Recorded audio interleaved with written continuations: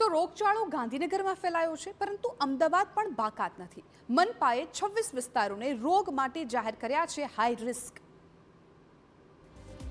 અમદાવાદ મનપાએ 10 વોર્ડના 26 વિસ્તારને પાણીજન્ય રોગ માટે હાઈ રિસ્ક જાહેર કર્યા છે, જેમાં સરસપુર, રખિયાલ, બાપુનગર, દાણી લીમડા, મણિનગર, વટવા, લાંભા, ગોમતીપુર, રામોલ, ખડિયા, જમાલપુર અને બહેરામપુરાનો સમાવેશ થાય છે.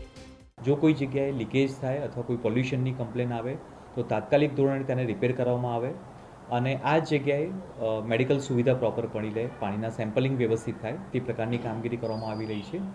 અમદાવાદમાં પ્રદૂષિત પાણી આવવાની ફરિયાદ અવારનવાર આવતી રહે છે, પરંતુ તેમ છતાં આ સમસ્યાનું નિરાકરણ લાવવામાં એએમસીના અધિકારીઓ ઊણા નથી ઉતર્યા. ગંદુ પાણી આવે છે, અમારા છોકરાઓને મેલેરિયા, ટાઇફોઇડ ને કમરો થઈ જાય છે. કોઈ સુધારો જોવા નથી મળતું. ગટરનું પાણી ભરો કે બંબાનું પાણી ભરો, બે એક જ છે. પીવાનું પાણી ભરવા ક્યાંથી ક્યાં જવું પડે છે અમારે. મેઘાણીનગર અને કુબેરનગરમાં વારંવાર ગંદા પાણીની સમસ્યા ઊભી થાય છે.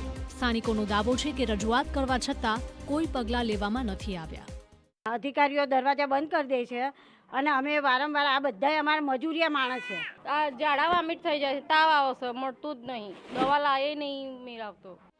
સવાલ એ છે કે આ કામગીરી તંત્ર માત્ર ચોપડામાં જ કેમ બતાવે છે?